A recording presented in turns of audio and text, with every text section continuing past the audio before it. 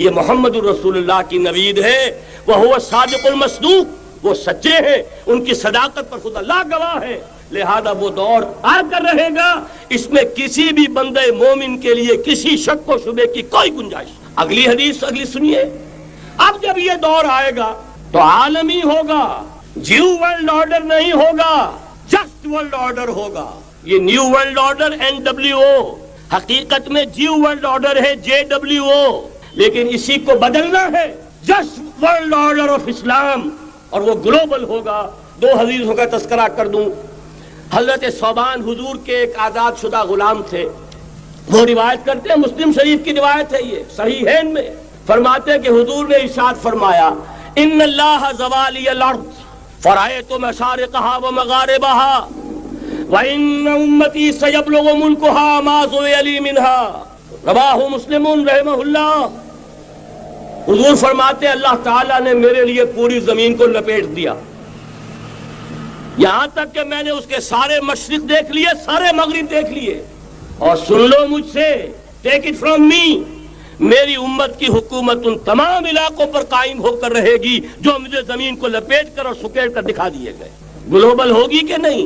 دوسری حدیث سنیے، یہ پھر مسند احمد ابن حنبل کی ہے۔ حضرت مقداد ابن الاسود رضی اللہ تعالی عنہ فرماتے ہیں، حضور نے فرمایا، لا يبقى على ظهر الارض بيت وبر ولا مدر الا ادخله الله كلمة الاسلام بعز عزيز وذل ذليل، اما يعزهم الله فيجعلهم من اهلها او يذلهم فيدونون لها۔ یہ ہے حدیث مسند احمد ابن حنبل کی۔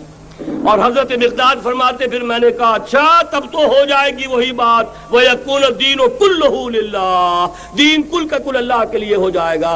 حدیث کا ترجمہ یہ ہے کہ حضور نے فرمایا روئے زمین پر نہ کوئی اینٹ گارے کا بنا ہوا گھر رہے گا، نہ کوئی اونٹ کے بالوں کے بنے ہوئے کمبلوں کا خیمہ رہے گا جس میں اللہ تعالیٰ کلمہ اسلام کو داخل نہ کر دے۔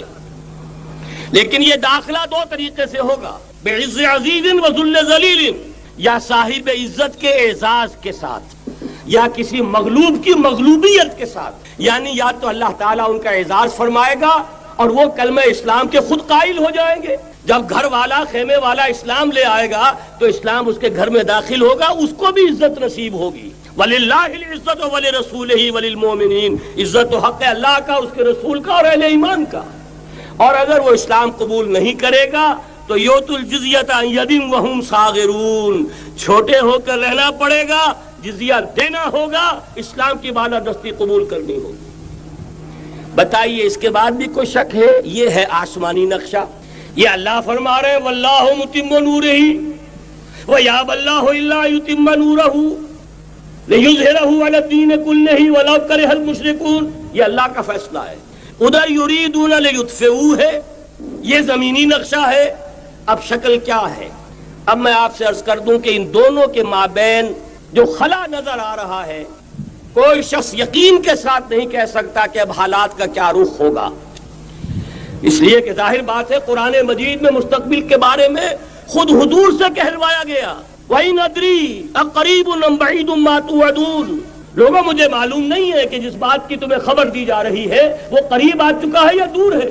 وَإِنْ أَدْرِي لَعَلَّهُ فِتْنَةٌ لَكُمْ وَمَتَاعٌ إِلَىٰ حِينٍ، اور میں نہیں جانتا، ہو سکتا ہے اللہ کچھ اور مہلت دے دے تمہیں، اور کچھ اور آزمائش جو ہے اس کے لیے تمہارے لیے کوئی اور مہلت عطا فرما دے، ہو سکتا ہے۔ تو میں بھی کسی دعوے سے نہیں کہہ رہا، لیکن دو امکانات ہیں۔ امکان نمبر ایک کیا ہے؟ ابھی عالم اسلام کا ایک سالڈ بلاک ہے جو یہودی ورلڈ آرڈر کی نگاہوں میں کھٹک رہا ہے۔ میں کھٹکتا ہوں دل یزداں میں کانٹے کی طرح، اگرچہ ان کی اسٹریٹجی کیا ہے؟ ایک ایک کر کے ان کے حصے بکھرے کر کے تیا پانچا کرو۔ ابھی وہ بلاک کون سا ہے؟ ایران ہے، افغانستان ہے، پاکستان ہے، اور روسی ترکستان سے آزاد ہونے والی جو ریاستیں ہیں، یہ ایک سالڈ بلاک۔ یہ عجمی مسلمان عربی نہیں، عربی گئے، یہ نوٹ کر لیجئے، اس لیے کہ عربوں کو اللہ نے فضیلت دی تھی، محمد ان میں سے تھے صلی اللہ علیہ وسلم، یہ رتبہ بلند ملا جن کو مل گیا۔ لیکن ساتھ ہی اللہ نے دھمکی بھی دے دی تھی سورہ محمد میں، ان تتولوا یستبدل قوما غیرکم، اگر تم پیٹھ دکھا دو گے اس مشن کو جو ہم نے تمہارے حوالے کیا ہے، تمہیں ہٹائیں گے، کسی اور کو لے آئیں گے۔ اور یہ بات ہو چکی ہے 13ویں صدی عیسوی میں، 1258 میں جب سقوط بغداد ہوا ہے، عربوں کے ہاتھ سے عالم اسلام کی قیادت چھین لی گئی، معزول کر دیے گئے۔ اس کے بعد قیادت کن کے ہاتھوں میں آئی؟ ترکوں کے ہاتھ میں، ترکان تیموری ہندوستان میں، ترکان صفوی ایران میں، ترکان سلجوقی مڈل ایسٹ میں، اور ترکان عثمانی کا تو کہنا ہی کیا ہے، وہ ایشیا مائنر سے چل کر آپ کو معلوم ہے کہ مشرقی یورپ کا کتنا بڑا علاقہ، دی گریٹ آٹومان امپائر اس صدی کے آغاز تک قائم تھی۔ اس صدی میں عجیب عجیب معجزے ہوئے ہیں۔ گریٹ آٹومان امپائر جو 3 بر اعظموں پر محیط، نام و نشان ختم۔ The great U S S R, نام و نشان ختم۔ اب تو روس صاحب ایک ملک کی حیثیت سے رہ گئے۔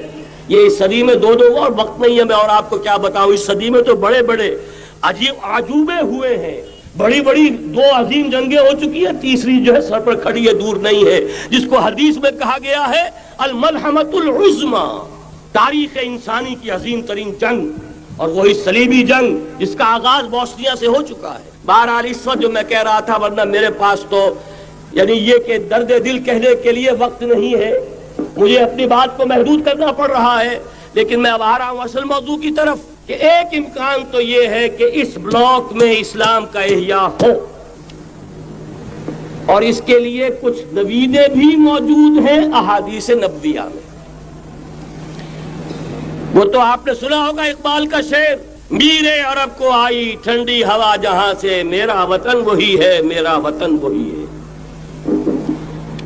حدیث میں آتا ہے یخرج الناس من المشرق یؤتون للمہدی یعنی سلطان ہی، مشرق سے فوجیں نکلیں گی کہ جو کہ مہدی کی حکومت قائم کریں گی۔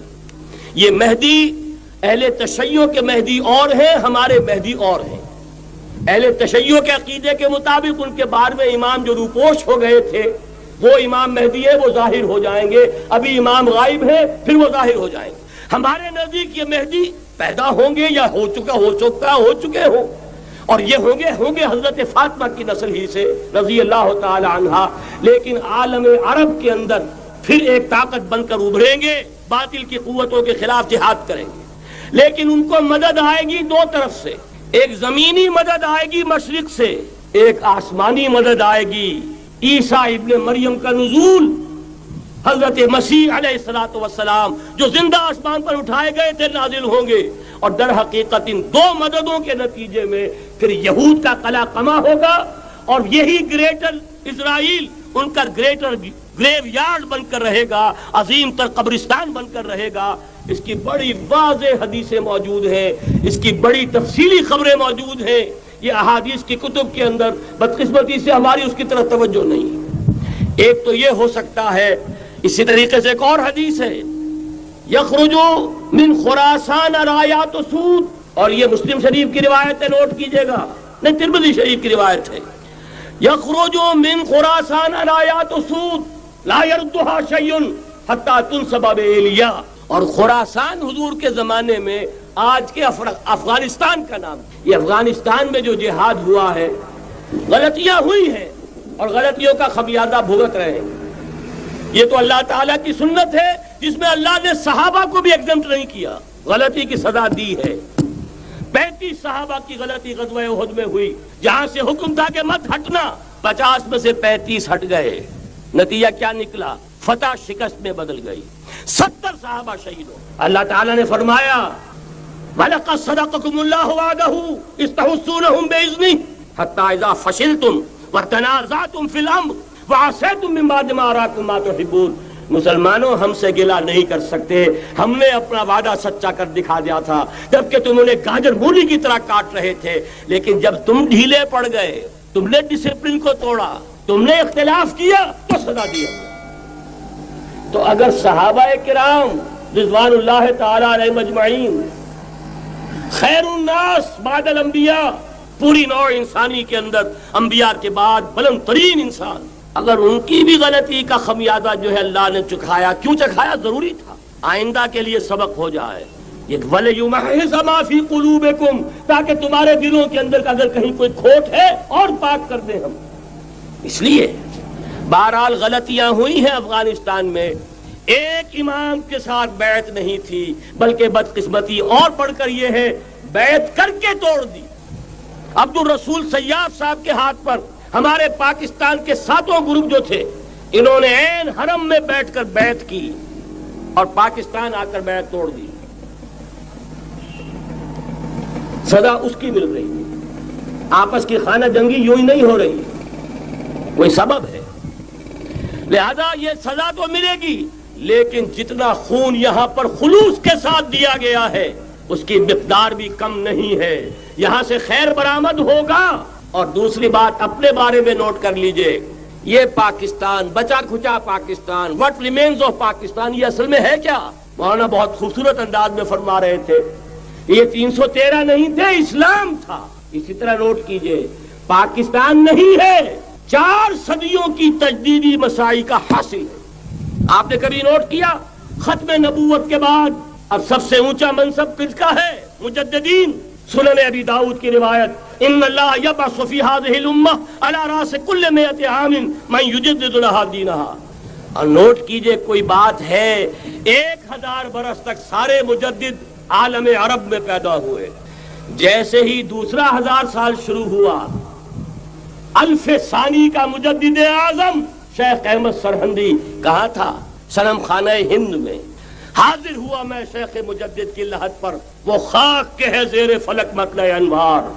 گردن نہ جھکی جس کی جہانگیر کے آگے، جس کے نفس گرم سے ہے گرمی اعراض. وہ پھر 12ویں صدی کا مجدد اعظم امام الہند شاہ ولی اللہ دہلوی، 13ویں صدی کا مجدد اعظم سید احمد بریلوی، اس کے خون کا امین اور اس کے ساتھ کے شہداء کے خون کا امین، ان کے جسموں کا امین آپ کا خطہ ہزارہ، آپ کا خطہ سوات، اس میں ان کی جانیں ہیں جو دی گئی ہیں. اور وہ نہایت میں آپ سے عرض کر دوں، دور صحابہ کے بعد اتنا خالص اسلامی جہاد پوری مسلمان تاریخ میں نہیں ملے گا جتنا وہ تحریک شہیدین کا تھا. 14ویں صدی ہجری میں شیخ الہند جیسا مجاہد اعظم کہ انگریز نے گرفتار کر کے قید بھی کیا ہے، تو کہاں ہندوستان میں نہیں، کہاں جزیرہ سائرس، کیا نام تھا، مالٹا، جزیرہ مالٹا بحر روم میں. اقبال کے نفس سے ہے لالے کی آگ تیز، ایسے غزل سرا کو چمن سے نکال دو.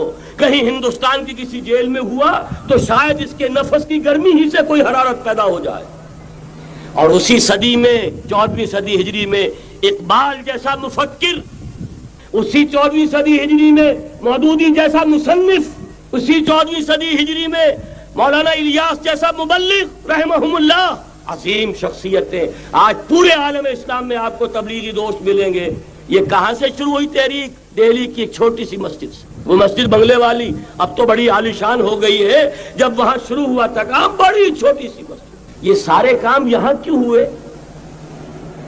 پورا عالم اسلام آزاد ہوا، کہیں نعرہ اسلام کا نہیں لگا، کہیں عرب قومیت پر، کہیں کسی اور عصبیت پر تحریکیں چلی ہیں. صرف تحریک پاکستان تھی کہ پاکستان کا مطلب کیا؟ لا الہ الا اللہ. کوئی سبب ہے کہ یہاں قرارداد مقاصد پاس ہوئی، حاکمیت اللہ کی ہے، کہ اکبر نام لیتا ہے خدا کا اس زمانے میں. یہ سارا ماضی سامنے رکھیے اور حضور کی دی ہوئی پیشین گوئیوں کا مستقبل سامنے رکھیے. ان دونوں سے ثابت ہوتا ہے اس خطہ ارضی سے کچھ ہونا ہے. اگرچہ بھٹکے ہوئے ہیں لیکن کبھی بھولی ہوئی منزل بھی یاد آتی ہے راہی کو، اور بھٹکے ہوئے آہو کو پھر سوئے حرم لے چل. اس کی ضرورت ہے مسلمان کو پھر اس کا مقصد یاد دلایا جائے.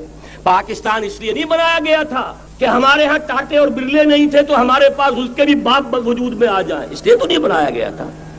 پاکستان اس لیے نہیں بنایا گیا تھا کہ جاگیرداروں کی جاگیرداریاں محفوظ ہو جائیں. پاکستان اس لیے تو نہیں بنایا گیا تھا. اور یہ کہ نمازیں اور مسجدیں تعمیر ہو جائیں، مسجدیں تو امریکہ میں تعمیر ہو رہی ہیں عالی شان سے عالی شان، اس لیے پاکستان نہیں بنا تھا.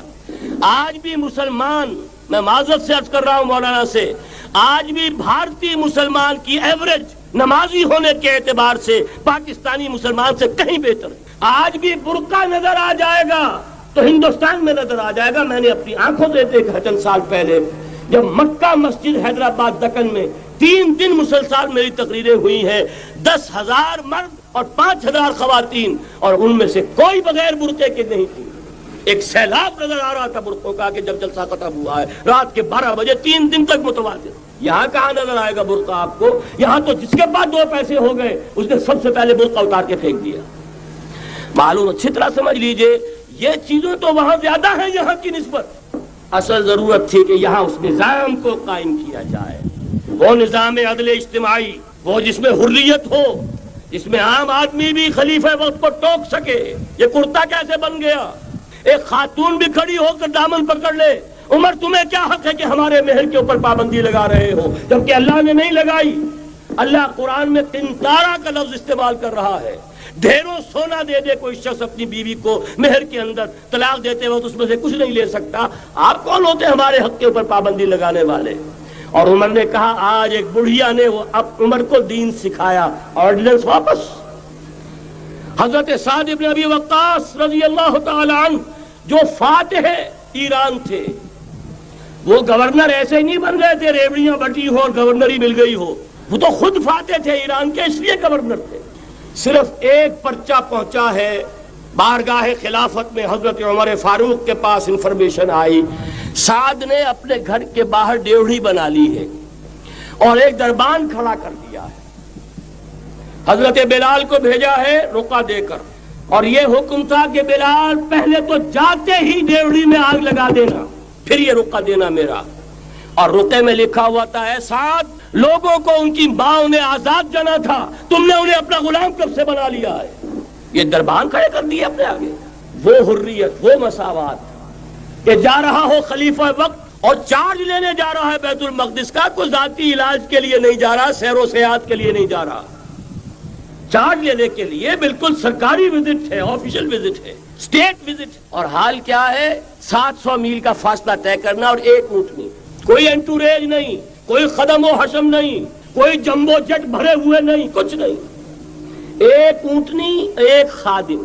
اس ایک اونٹنی پر چونکہ راستے کا راشن بھی ہے لہذا 2 آدمی نہیں بیٹھ سکتے، ایک بیٹھ سکتا ہے۔ ایک منزل خلیفہ وقت بیٹھا ہوا ہے اوپر اور خادم نکیل پکڑ کر چل رہا ہے، اگلی منزل خادم اوپر بیٹھا ہے اور خلیفہ وقت عمر بن الخطاب رضی اللہ تعالی عنہ اور وہ آگے آگے نکیل پکڑ کر چل رہے ہیں۔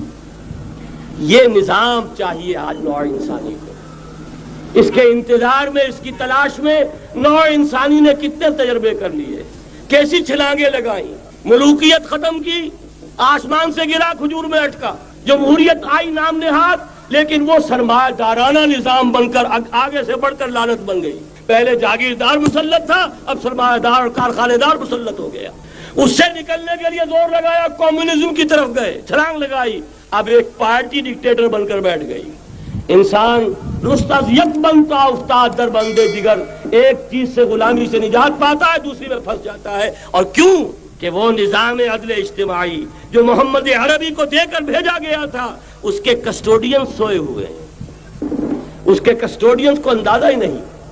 یہ نسخہ تو ہمارے پاس تھا، ہمیں عمل کرنا تھا اور دنیا کے سامنے پیش کرنا تھا۔ پاکستان بنایا اس لیے گیا تھا کہ ہم اس کا ایک نمونہ دنیا کے سامنے پیش کریں گے۔ قائد اعظم نے فرمایا تھا کہ ہم یہ چاہتے ہیں کہ پاکستان کی صورت میں عہد حاضر میں اسلام کے اصول حریت و اخوت و مساوات کا ایک نمونہ قائم کر کے دکھائیں۔ کہاں ہے وہ؟ بھٹک گئے، سو گئے۔ بہرحال اب بھی وقت ہے، جب تک سانس تب تک آس۔ میرے عزیز نے تو ڈرایا ہے اور صحیح ڈرایا ہے۔ اللہ تعالیٰ نے 25 برس انتظار کیا تھا، پہلے عذاب کا کوڑا پھر مارا ہماری پیٹھ پر۔ وَلَنُذِيقَنَّهُم مِّنَ الْعَذَابِ الْأَدْنَىٰ دُونَ الْعَذَابِ الْأَكْبَرِ، بڑے عذاب سے پہلے چھوٹا عذاب کا مزہ چکھائیں گے۔ لَعَلَّهُمْ يَرْجِعُونَ، شاید کہ لوٹ آئیں۔ وہ ہم سے 1000 میل کے فاصلے پر ہوا تھا، اگرچہ 93,000 ہمارا کڑیل جوان، جن میں غالباً 43,000 فوجی، اور یہ کہ تقریباً اتنی تعداد میں جو غیر فوجی تھے، وہ اس ہندو کے غلام بنے، قیدی بنے، جن پر 800 برس تک، کہیں 600 برس تک، کہیں 1000 برس تک حکومت کی تھی۔ اتنی بڑی شکست کا کلنک کا ٹیکا ہماری پیٹھ پر پڑا۔ پہلے عذاب کا کوڑا آ گیا تھا، 25 برس ہو گئے تھے، قمری حساب سے نوٹ کر لیجئے۔ یہ نہ سمجھیے 24.25 برس ہوئے تھے، 24.25 برس قمری حساب سے 25 برس تھے، اور اب نوٹ کر لیجئے اگلے 25 برس کے پورے ہونے میں اگلے رمضان کی 27 تاریخ تک صرف مہلت ہے، نصف صدی پوری ہوا چاہتی ہے۔ کوئی عجب نہیں اور عذاب الادنا سے بعد ہم جاگے نہیں، ہوش میں نہیں آئے، کوئی عجب نہیں کہ بڑے عذاب کا کوڑا ہماری پیٹھوں پر برس جائے، لیکن مجھے یہ یقین ہے، نوٹ کر لیجئے، اگر یہ دوسرا امکان ہو گیا، خدا نہ خواستہ اللہ کے عذاب کا کوڑا ہماری پیٹھ پر برسا، مجھے یقین ہے اللہ ہندوؤں کو مسلمان بننے کی توفیق دے گا، لیکن اسلام کا بول بالا اسی خطے سے ہوگا۔ تاریخ میں یہ ہو چکا ہے آیا فتنہ تاتار کے افسانے سے، پاسباں مل گئے کعبے کو صنم خانے سے، تاتاریوں کے ہاتھوں کروڑوں مسلمان قتل ہوئے، لیکن اسلام نے تاتاریوں کو فتح کر لیا، اور پھر اسلام کا مسلمانوں کا دوسرا دور عروج انہی تاتاریوں کی مختلف شاخوں کے تحت ہوا۔ وہ تاتاری ہی تو تھے، وہ سارے ہورس، ٹرکش ہورس، ترکان تیموری، ترکان سبوی، ترکان سلجوقی، ترکان عثمانی، وہی تو سٹاک تو وہی ہے آیا فتنہ تاتار کے افسانے سے، پاسباں مل گئے کعبے کو صنم خانے سے، اس لیے کہ حضور نے فرمایا مشرق سے ہوگا، یہاں سے فوجیں چلیں گی، تو کوئی عجب نہیں۔ بہرحال یہ دو امکانات ہیں، لیکن اس کا فیصلہ تیرے ہاتھوں میں ہے، دل یا بدن، سیدھی سیدھی بات۔ اگر تو اب بھی ہم ٹھیک ہو جائیں، جاگ جائیں، ہوش میں آ جائیں، قوم یونس کی طرح توبہ کر لیں، تو بغیر عذاب کے کوڑے کے رحمت خداوندی ہم پر سایہ کرے گی۔ اگر ہم نہ جاگے تو وہ عذاب کا کوڑا آئے گا۔ یہ نہیں میں کہہ سکتا ان ادری قریب بعید ما توعدون، یہ میں نہیں کہہ سکتا، یقین کے ساتھ جانتا ہوں کہ آئے گا، لیکن یہ کہ اس کے بعد بھی یہیں سے بول بالا ہوگا، اگر ہمارے ذریعے نہیں تو ان کے ذریعے سے جو ہمیں شکست دے کر پھر اسلام قبول کر